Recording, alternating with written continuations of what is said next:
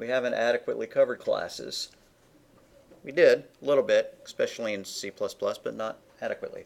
So a class is a description for a set of objects. The description consists of variables and methods. So it's data and then methods that act upon that data. So our end class over that looked like this. Let me review it to make sure I don't accidentally cover the exact same material, although the topics are weird enough that, not weird enough, just they may be just a little bit alien. So we did a sphere and we did a car. Okay, very well. So we have a good introduction to what a class is. A class is data, and it's, some people call it properties and behaviors, and I don't really like that term. Behavior, what does that mean? So it's a list of data, and then it's a list of methods that act on that data. That's the general term. But you can have a class that doesn't have any data. You could have a class that doesn't have any methods. But in general, so like if you have a class called square, you might need a side length. You don't have to type this in. And then you might have a get area and a get parameter. Get area, you know, like that, with some code that does something. And then you might have a get parameter. Tells you how long you have to walk around the sides of the square. Of course, you would need to fill that stuff in. And then when you were ready to use it in your client code, and sometimes the textbook calls it a driver, I like calling it the client code, which is a different file name.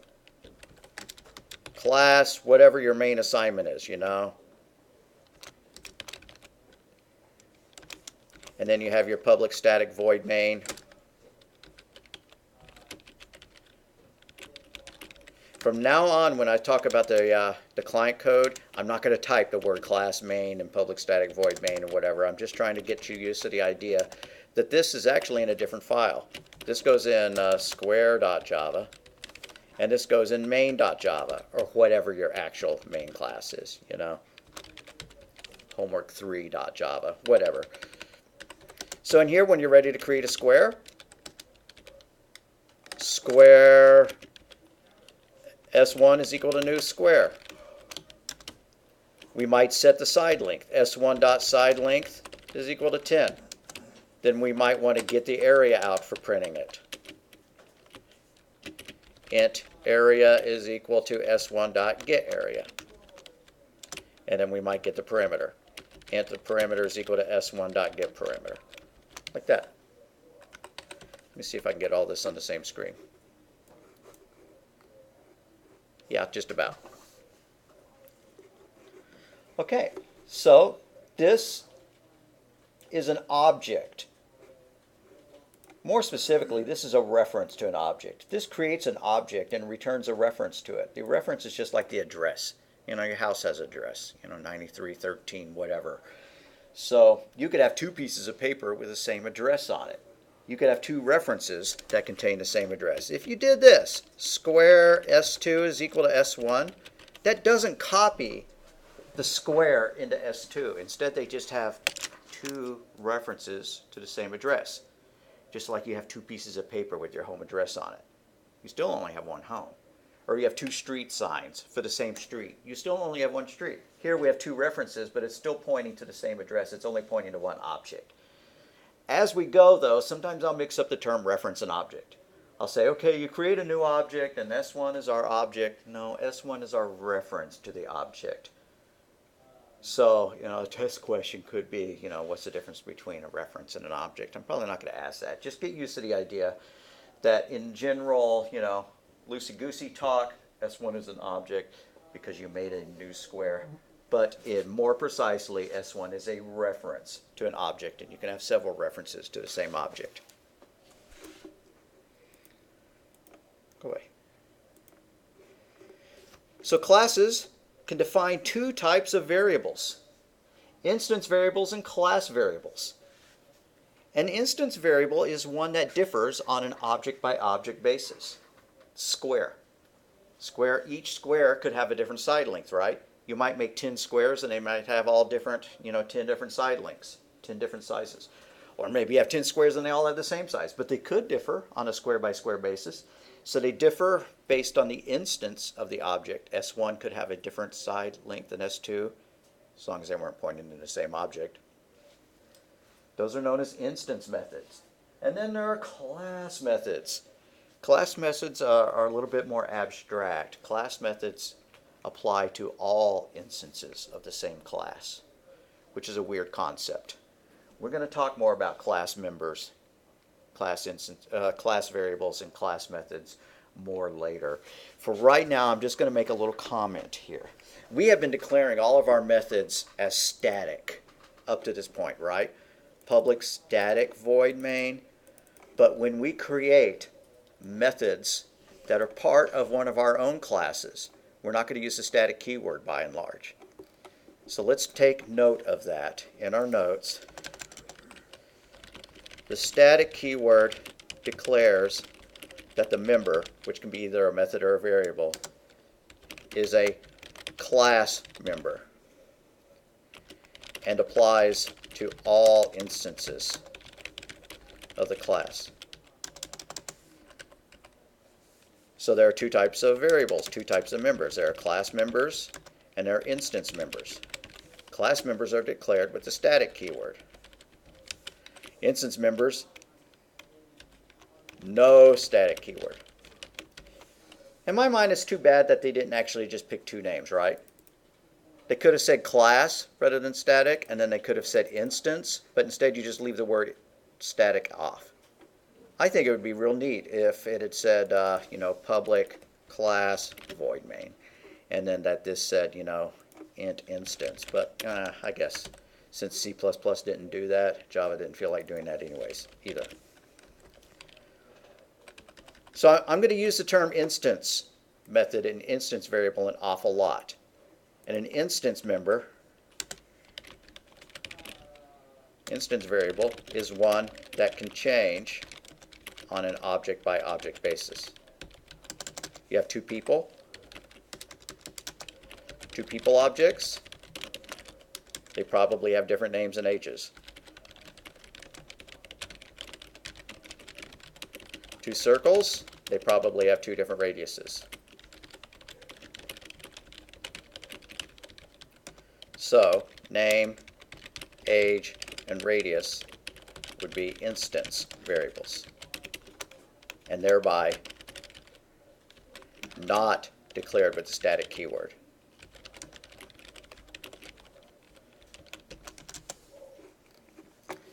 We'll give an example of when you do use the static keyword. But by and large, you're not going to be using it to write your own classes in this course. So we're going to focus on instance variables and instance methods in this chapter. So a class's instance variables specify the data that the object can store. You have a computer class, maybe it needs a hard disk size instance variable. This is so antiquated, isn't it? It ought to be a phone, How big is the screen on the phone? How much RAM is on it? Whether it's, locked to a CDMA carrier, or AT&T or Sprint or stuff like that. That'd all be more interesting. But a computer class could contain a hard disk size, an amount of RAM, the kind of processor in it. Each one of those would be an instance variable. So a class's instance methods specify the behavior that the object can exhibit. Again, I don't really like the term behavior. That's like a little too computer sciencey. But these are the things that interact with the instance data. You want to get the size of the hard drive, you write an instance method that says get hard drive size. You want to specify an owner because somebody's buying that computer, you might put set owner as an instance method. So you might have a print specifications method, and then the object can print out a specifications report which shows the hard disk size, the CPU, the speed, the cost, and so on. So note the use of the term instance in instance variable and instance method. This is supposed to reinforce the fact that instance variables and instance methods are associated with a particular object instance. You have two computers, two different people could buy them. So if you do set owner and then you give a name, You probably pass a different name to each object. Each object is also known as an instance. When you hear the word object and you hear the word instance, they are exactly the same thing. And this textbook may use the term instance more than it uses the term object, but you just got to remember, an instance of a class is an object of a class is an instance. They're the same thing. So your class is the blueprint. You buy some blueprints for a house, and then you build a home from the blueprint. That's called an object. You've built an object, but you could also call it an instance. I have an instance of the Frank Lloyd Wright blueprint or whatever. People wouldn't talk like that, but the object made from the blueprint from the class is an instance of that class. So objects are often defined, classes are often defined with what's known as UML, Unified Modeling Language. And the Unified Modeling Language specifies various information about the class. You could write a mouse class and you might give it 3 instance variables. Each mouse might have a different age, a different weight, and a different growth rate. And each mouse might have some behaviors. And there's that term again. So instance methods. Oh, look, we're giving all sorts of names for these things, just because computer scientists can't all just pick one terminology. These are called attributes, according to some people, but variables. That's our favorite term. We're Java programmers. We like the term variable. So, underline that one. And then some people call these operations. We're going to call them methods. And another person would call them behaviors. But why do we got to be confusing? We're going to nail it down so that I always use the term variable, and I always use the term methods. And pretty much that's what our book uses as well, so it shouldn't be too hard. So a class consists of variables, data, and the methods that act upon that data or interact with that data. And here we've decided that we need 3 methods that interact with that data. Every time it grows, the age of the mouse increases and its weight increases. You call display and it tells more information about that mouse. We have a set % growth rate so that each mouse could have a different growth rate. Breed A of a mouse might, get chubbier, faster, more quickly, might grow up more quickly than another mouse. So that would be its % growth rate. Rather than look at theirs, let's go ahead and define our own mouse class. Maybe we'll call it lab rat, just to be different. We're going to add one more instance variable, which is a name.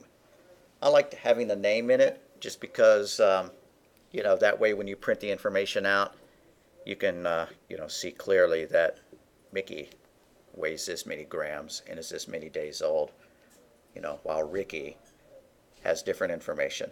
So let's go ahead and crank up Netbeans, which you probably already have. File, new project, Java application, finish. Now I'm going to add a new class to my project. So I'm going to go over to the Projects Explorer over here, find my source package, and create, I'm going to delete that line package as always, and fix that error that crops up. Once I do that, move the class to correct folder. Then I'm going to go to my projects, find my directory. In my case, it's Java Application 22. And I'm going to right click on that package. No, I'm on 24 now. I need to close all of these ones that I'm no longer using. Okay, so I'm going to right click on the default package, do new Java class, and I'm going to call it LabRat. Don't know if you've ever read the book Mrs. Frisbee and the Rats of Nim. Lab Rats. Pretty cool book. Cool movie too. So here we go. We have a lab rat. What do we want to keep track of? We want to keep track of the rat's name, which would be a string. His age, we're only going to keep track of whole days, right? We're not going to say that he's 3.7, so I'm going to make that an int. His weight in grams, so I am going to make that a double.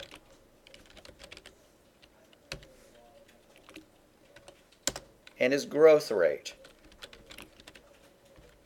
Growth rate.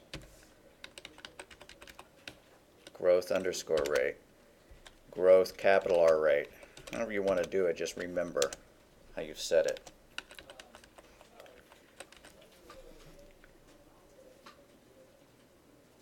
Alright, we're going to go and create a lab rat now. We're not going to add the methods. But the method that we're going to,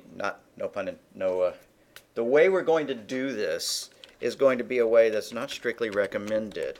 We are going to wind up doing this a different way later. Go back to your main method now. And down here where it says to do code application, we're going to do lab rat, rat1 is equal to new lab rat, parentheses in parentheses. And then rat1.name is equal to Mickey. I guess this should be Ricky, Ricky rat. Then rat1's.age could be 1, he's 1 day old. Rat1.weight is equal, he weighs 5 grams upon birth. And rat1.growth rate is equal to 0.10. He grows 10% a day. Starts off slowly, but as you know, he weighs a pound, and then 2 pounds pretty quickly. He'd be a pretty heavy rat. That makes it real clear the way that objects are built. Then they're going to turn around and tell us that we need to do data encapsulation, make our data private, and provide getters and setters. I'm going to skip that for now. I like you seeing this at the very beginning because it hammers in, oh, I have an object and it's got some variables attached to it. Okay, now here's the way I want it to run. These lines of code aren't going to work because we don't have the methods attached to it. So every day we're going to call rate.grow. And then every day we're going to, not rate.grow, rat1.grow. And then every day we're going to display that rat's information, like that. We don't have those methods yet, so those two things are underlined. So we got to go back to the labrat class and add a grow method and a display method. And what's grow going to do? It's going to add 1 to the age, and it's going to increase the weight by the growth rate.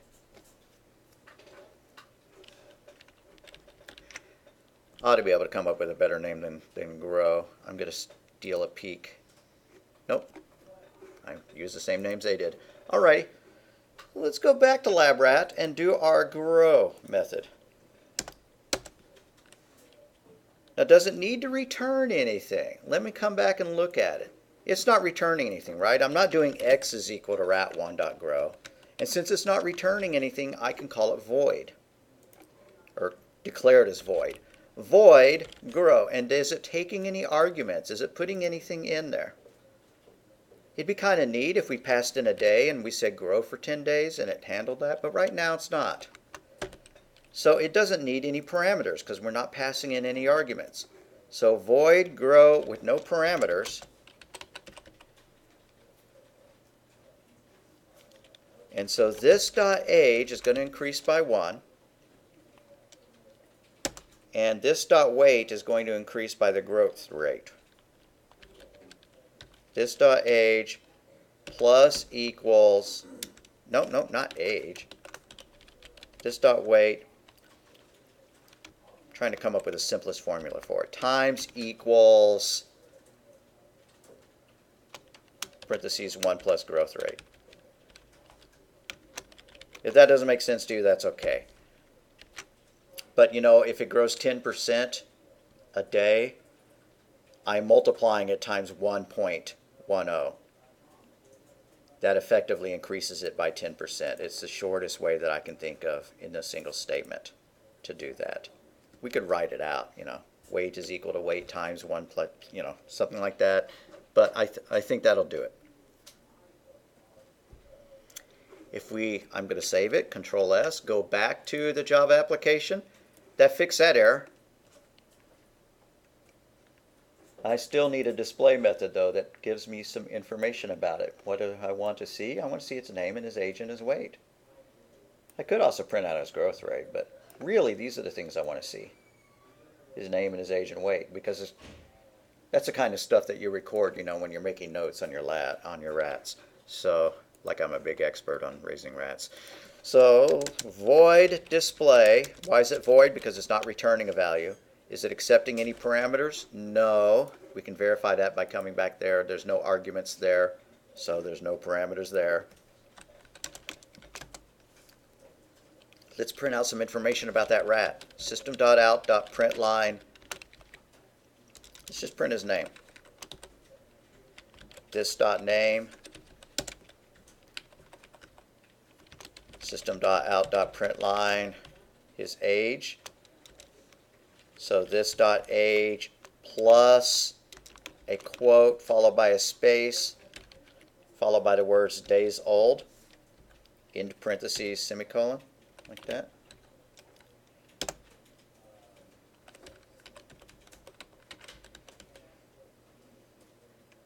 Still can't get it all on one line. Alrighty. You get the idea. And then let's print out his weight. System.out.println this.weight plus quote space grams, end quote, end parentheses, semicolon.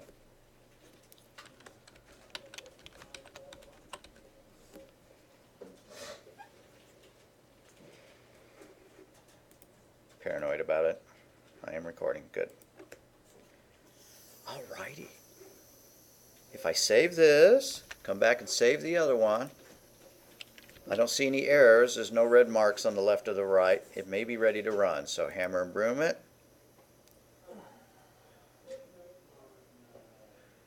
And then run it. Alright, Mickey is 2 days old. You always run into that little problem to where if it's like 1, it would print out 1 days old. And I'm sure you've seen that, online or, anytime you run a program that prints things like that. You could put an if statement. If days or if age equals 1, don't put the S there on the days. But anyways, let's grow them a couple of more times.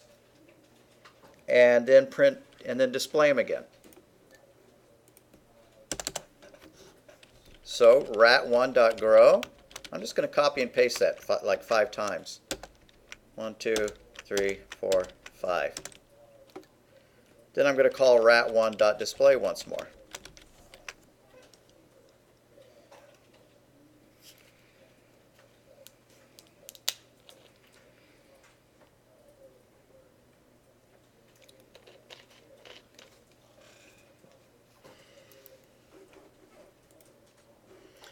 Alright, so he started off being 2 days old, 5.5 grams, but after growing for 5 days, 5 more days, he was 7 days old and 8.8578 grams. Would we want to limit that to, only a certain number of decimal places being printed? Yeah, we would.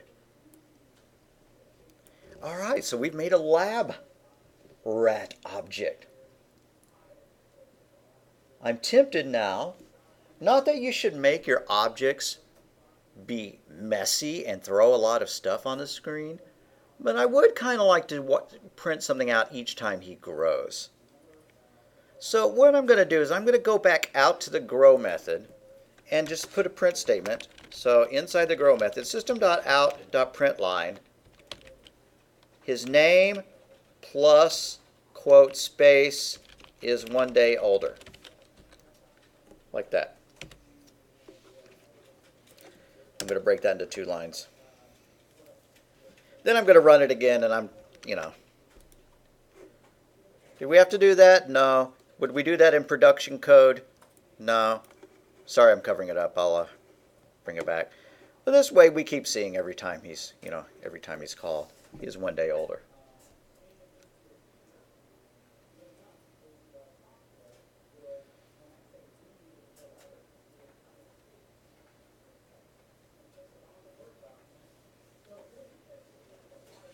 Alrighty. We know everything we need to know about object-oriented programming. Not really.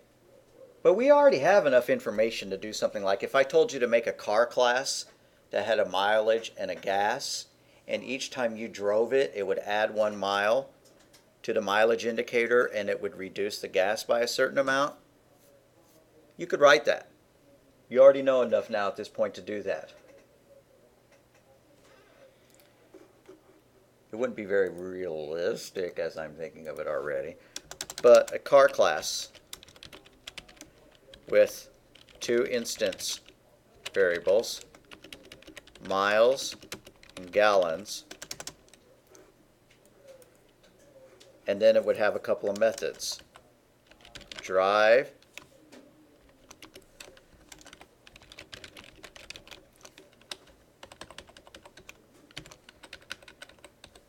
which increases miles by 1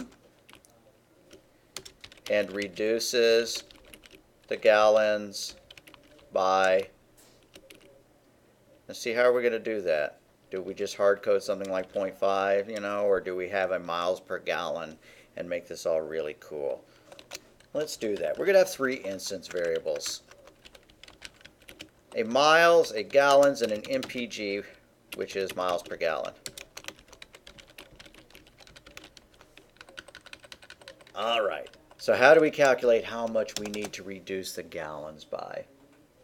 It's going to be something like gallons minus equals, but how do we calculate that? And I don't have the answer already in my head, so I'm kind of asking for feedback.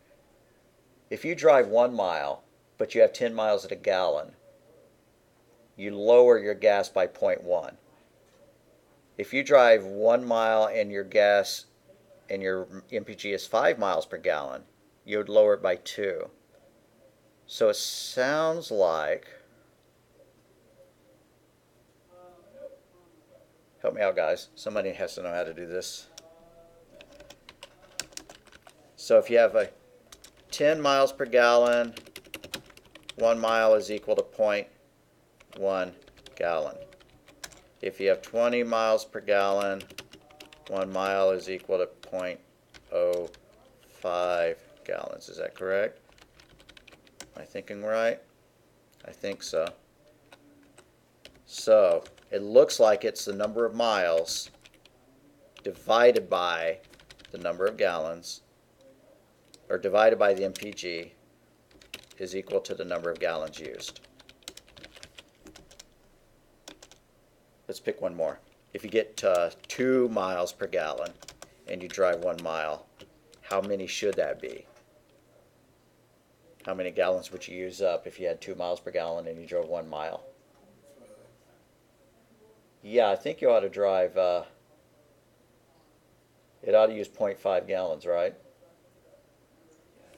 So equals 0.5 gallons, and let's use this formula, miles divided by miles per gallon. 1 divided by 2. Okay, so yeah, that's the formula we're going to use. So increases miles by 1 and reduces the gallons by 1 divided by MPG. We could make drive accept a variable instead. I'm going to drive 100 miles, right? All right, that'll be our first homework assignment over the idea of classes. This is a bare bones. We're not doing private data and public members and encapsulation or whatever. It's just the rawest form of class. So if we were going to write a UML for it, the UML would look like this.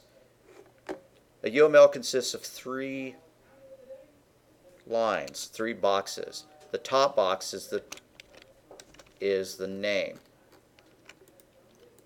Then the next box is a list of variables, followed by the data type. So miles, we could declare as an int. Gallons, we probably better not. And then the MPG, we better not. Alrighty, and then we have some methods. What methods did we say we might need? Seemed like we only came up with 2. Without me going back and looking, can anybody take a guess as to the methods that we're going to need? Yeah, we're going to need a drive method, kind of like the grow method, which doesn't return anything and it doesn't take any parameters. And then why not a display method, which also returns a void. Now a quirk of UML diagrams is that they put the data type after it. Just get used to that. Don't think that you're going to be able to type miles:\int into a Java program and have it work. You're going to have to do int space miles semicolon, right? It's just the way they did it. Okay, and then we need to prettify this into nice little boxes. So I'm going to see if I can turn this into a table. Put these three things in one box.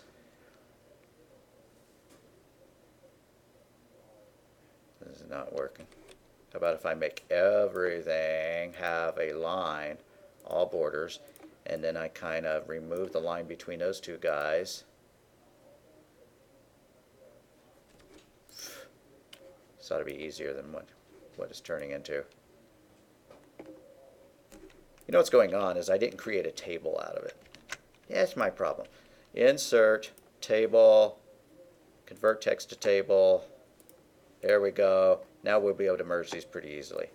These three things are one box. These two things are another box. So when you're looking at a class, UML, that's what you see. The class name goes up at the top. It's a little bit excessively wide.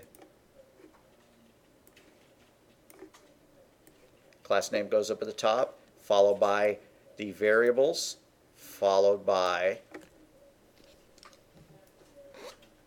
the methods. Now we've seen, as well as that static keyword, which I introduced and then said we're going to jettison for now, another keyword, which is public. You can declare variables as being public or private. Go back to our lab rat and make the age of that thing private. And then go and check your other code, your main method. And you're going to see that it's an error. So I'm going back to lab rat. I'm going to make his age private. Once I've done that, that breaks my code over here when I try to set the age. It says age as private access. If you set a variable, an instance variable, as private, it means that it's accessible only inside the object. The display method inside LabRat could still use it. It could still print out this .age. However, the external code, the client code, the main method would not be able to access it. But why would you ever do that? We'll talk more about that later. And then public means the opposite. Public means you can change that data. So I didn't actually give these things either public or private. But strictly speaking, I ought to be convincing y'all to do that. If you leave it off, it's got a third default access level. Package. Everything in the same package could change age and name and weight and growth rate, but no other package could. And that's the default. So I'm going to go back to my sample code and put public in front of everything. And that's how I want you to do it in your assignments until we start using the opposite word, the private. I want you to name everything as being either public or private, not just leave it to the default. And do it in front of both your methods and your variables. So everything in our LabRat class should be declared as public. In the UML, that's indicated by a little plus sign. So if I go back to my UML and put a plus sign here, that plus sign means that it's public. All of these variables should be public. I'm not going to even give an example of a private variable in our LabRat or in our car. Like I said, we're stripping it down to its minimum before we start piling whipped cream on it.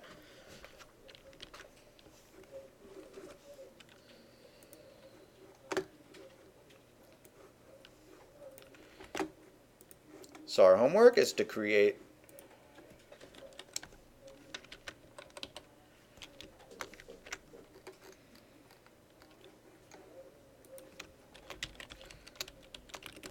a car class, By the way, all classes should begin with an uppercase letter. That's just a convention. It's not a syntax error if you don't, but every other Java programmer on the planet does it that way, so you may as well too. So create a car class that matches the above UML diagram.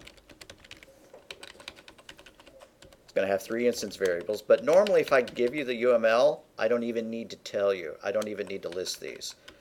But on the other hand, it's not a bad idea to say what these are. You know, odometer reading. Gallons. How many gallons left in the tank? And Word is capitalizing everything where I don't want it capitalized. Why? Because variables are supposed to be lowercase. The first letter is supposed to be lowercase, while class names are supposed to be uppercase. So it's going to have 3 instance methods and its instance variables, and with 2 instance methods. Drive, which increases miles by 1 and reduces the gallons by 1 over MPG. And then the display method. Where'd our display method go?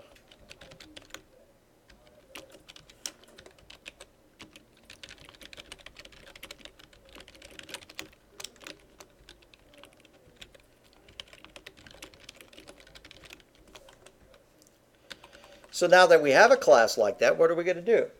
We want your program to be able to create a car, to set this data, and then to drive for a while.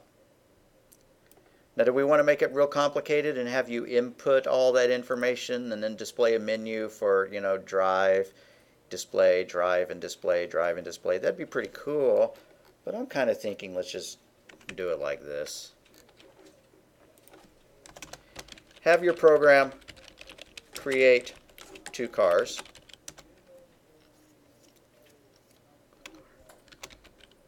One car starts off with 1,000 miles and 20 gallons.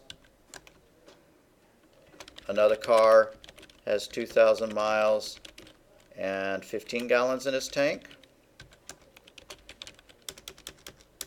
Use a while loop to drive each car 100 miles. Okay, we forgot to specify the MPG. One car has 100 miles, 20 gallons, with an MPG of 30. The other car has 2,000 miles with 15 gallons, with an, not MP3, MPG, with an MPG of 25. Use a while loop to drive each car 100 miles. Then display each car. It'd be kind of neat if we put a name of the car, right? So we had a Ford Explorer and we had a Camaro or something like that. If you feel like putting a name variable in it and displaying that as well, that'd be pretty cool. So we're just hard coding some values here. It'd be niftier, you know, if we made it accept user input, but I think that's enough. So once your car class is created, your client code in the main method in the other Java file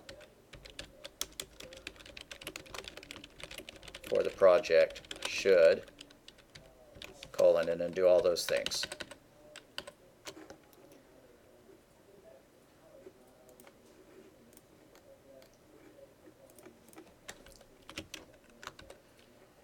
All right, that makes sense? Y'all can go home and write it tonight. Of course, we're going to be talking about it more, but I think, hopefully that makes sense, guys. If it doesn't, ask me for help.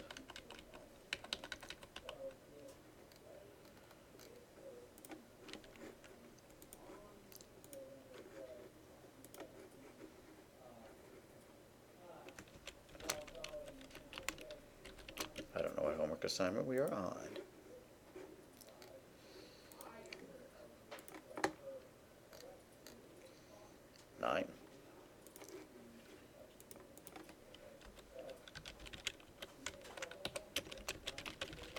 This is pretty darn similar to the rat class, so shouldn't be a real struggle.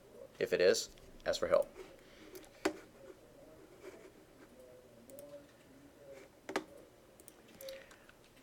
All right. We created our class. I'm sure it looks pretty similar to their class, their mouse class.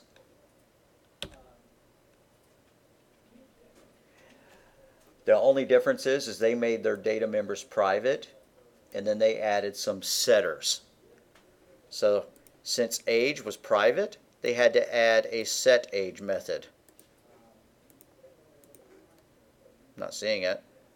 Oh, they're just starting it at 0. So they don't have a set age method. And each mouse is starting at a weight of 1.0, so they don't have a set weight method. However, each one could have a different growth rate, so they do have a set % growth rate method. And they had to add that because since these are double, there was no other way for your main method to change it. We'll be doing that as well. That's known as data encapsulation. Data encapsulation is when you make your data variables private, and then your methods are public. And the reason you do that, encapsulation, like putting a shell around it, it's a capsule, is to make sure that your data is valid. Your set % growth rate could do some validation to make sure that % growth rate is a reasonable value. Like it would be pretty weird if your mouse got smaller every day. I guess it could if you were starving the poor thing. But anyways, you might not want to let the program set the % growth rate less than 0. That kind of thing. So you could do data validation on it. So the words private and public, these are known as access modifiers. When you apply an access modifier to a member of the class, you determine how easy, this is silly, easy, it is for the member to be accessed. Accessing the member refers to either reading it or modifying it. Remember when we put age as private, our program was no longer able to modify it. And if we tried to print it back out, we wouldn't have been able to do that either. So if you declare a member to be private, then the member can be accessed only from inside that class. The display method could print out age, but the main method in the other file would not have been able to. Instance variables are almost always declared with a private modifier because you want the object's data to be, quote, hidden, encapsulated. For example, the scanner class. You have utterly no idea how the scanner class works, and neither do I. You don't know any of the details about it. How it keeps track of, the keyboard and how it's reading data from it and what's left in the buffer and all that. So all of its data variables are private. They are hidden from us. We can't access them in our code because we don't need to know how all that works. That's what hiding the data means. You'll see those terms used interchangeably, hiding the data and encapsulating the data. Hiding the data means making it private. Encapsulating means making it private and then putting public methods that use it. Making the data hard to access is what encapsulation is all about. It's one of the cornerstones of OOP, object-oriented programming.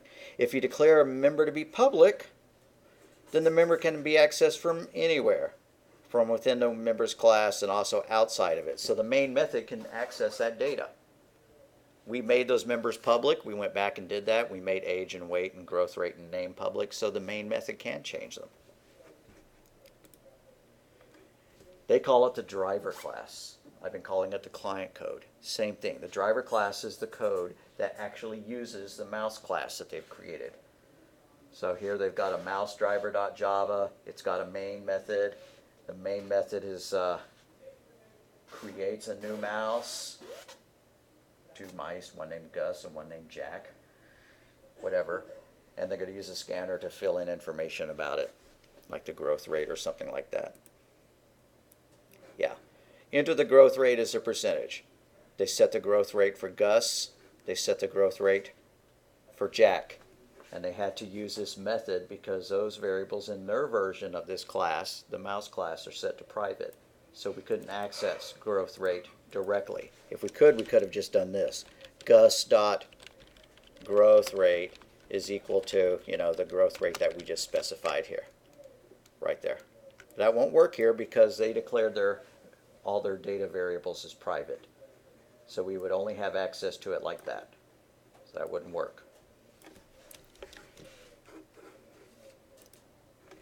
Reference variables and instantiation. Instantiation is a really fancy computer science term. You can impress people by using it. To declare your reference variable, you use the name of the class and then give it a variable name. Now, are all variables reference variables? Not in this language. In this language, you have primitive values, ints and doubles and floats. Those aren't called references because they actually contain a number, right? They're not pointing to an object. However, anything that's of type class, like a string or a scanner or a lab rat or a car, it is a reference variable because it's referencing a string or a lab rat or a car. So to, quote, instantiate, create, notice I put these two terms just separated by backslash. Instantiate means create an instance of. So to instantiate an object means to create an instance of that object. What you do is you say variable is equal to new class name. And you leave off these ankle braces. Those are just, stuff to be filled in by us. So, this looks like lab rat Ricky, like that. We have just declared a reference variable called Ricky of type lab rat. Am I going to use the term reference variable all the time? No, usually I'm either going to call it a variable. I may call it a reference. I could even mess up and call it an object, but I already told you about that. A reference just points to the object. It is not the object. A street sign is not the street. A map is not the actual city. It's just a reference to it. So now that we've created the lab rat, we can go and, now that we have declared, we can create. So here's how we create it. Ricky is equal to, shouldn't be capitalized. Thank you, Windows. PowerPoint. Ricky is equal to new lab rat, not cav rat. Like you can read that anyways because it's got that stuff on it. Lab rat, parentheses like that. That's how we declare it. That's how we instantiate it. Can I get rid of that? Yeah. Get lost. Okay. Please? All right. That's the declaration. This is the instantiation, the creation of it. I'm going to use this term now, and then I won't hit it for a little while, but the new keyword calls the class's constructor to construct it. But we don't see the constructor at this point, so I'm not going to use that term for a little while. I just wanted you to tuck it in the back of your brain so that when you hear me say constructor again, it'll seem slightly more familiar. So that's the declaration. This is the instantiation. Short, easy English word for instantiation is create. So mouse Gus. Gus is equal to new mouse.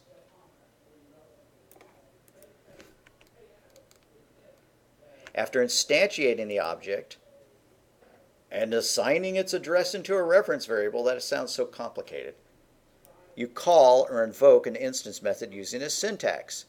Variable name followed by a dot followed by the method name. Just like when we called our rat.grow, right? r1.grow, r1.display. So the dot, the thing before the dot, is the name of the object or the name of the class. If it's at this point, let's say it's the name of the object, the name of the reference. There I go again, mixing up my terms, object and reference. And the thing after the dot is the member. If it's a variable, it won't have parentheses after it. If it's a method, it will have parentheses after it. So back in our code,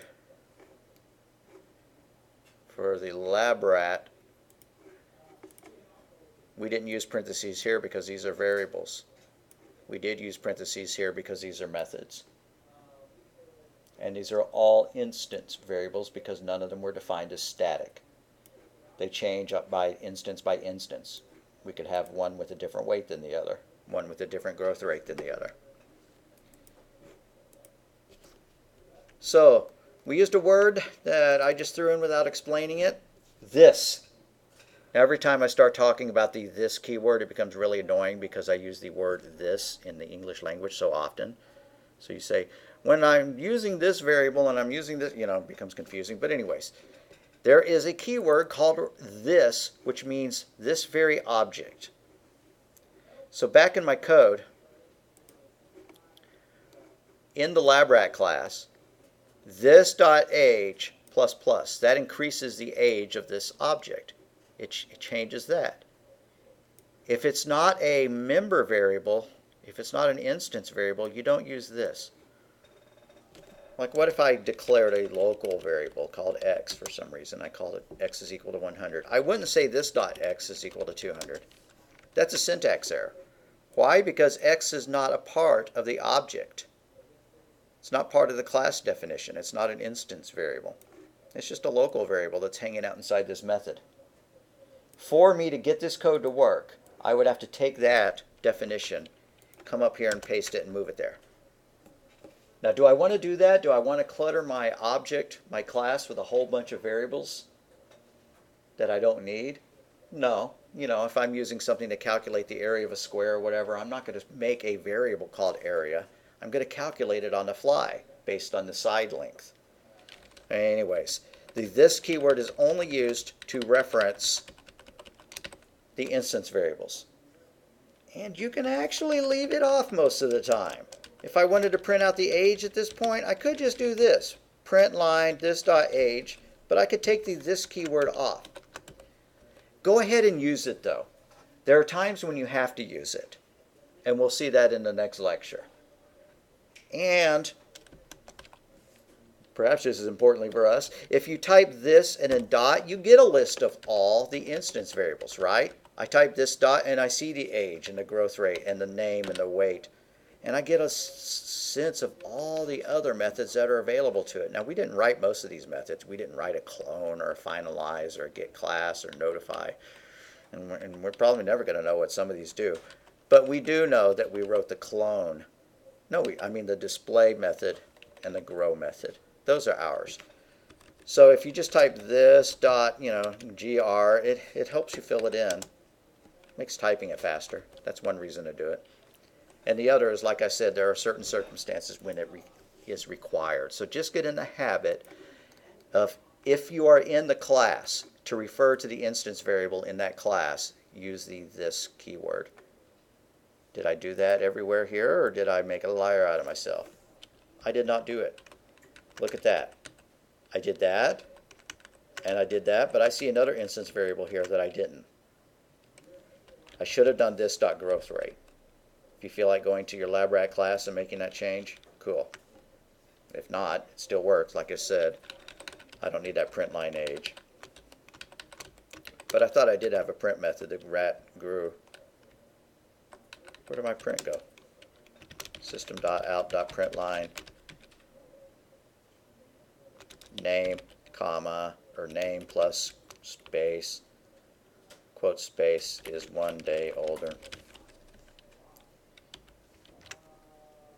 Guess I deleted it by accident. All right, about time to stop. What's so great about having a special name inside of a method? Why not just use? No, okay, we're not gonna hit that. I think my explanation is better than that, but you're going to read the book and read the PowerPoint yourself as well to reinforce it. All right, let's make a Dropbox for this, and we're going to call this lecture done. Are there any questions over what we've talked about? Well, at least you are all awake. Nobody's fallen asleep, which I find reassuring.